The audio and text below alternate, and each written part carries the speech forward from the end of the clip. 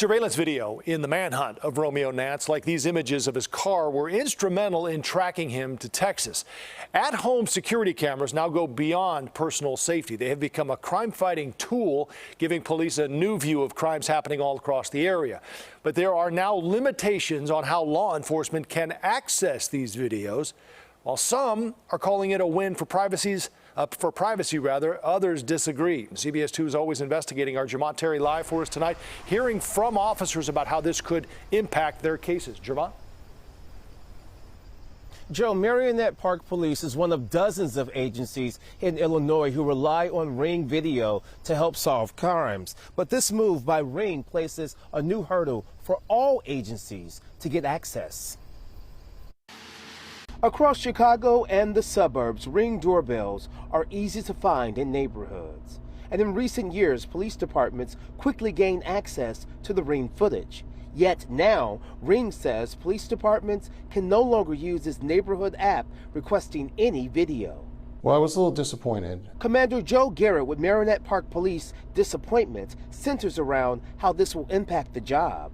It's a great tool because it helps us start investigating crimes and issues right away. Marionette Park is one of many police departments in Illinois who teamed up with Ring to access video from neighbors. But now there's a slight about face.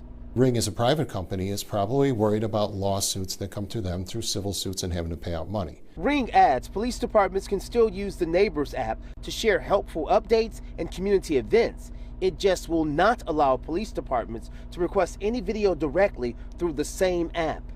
It's a fight for privacy. And it's part of our culture, I get it, right? There's always give and take. You know, we'll learn to adjust to it. If we have to get search warrants from now on, we'll have to learn to be a little bit quicker about it. While Commander Garrett points out this may slow down the process, Marionette Park Police and other agencies can and will continue to call or knock on doors to get the job done. My worry about this is it's going to slow down our process. And these are voluntary citizens we were talking to with their cameras anyway. So it concerns me because it could really lengthen the amount of time before we get some information out or before we try to apprehend somebody. Now, privacy watchdogs, they have all along questioned this relationship that Ring and police departments have had over the years. So tonight, this appears to be a win for the privacy groups.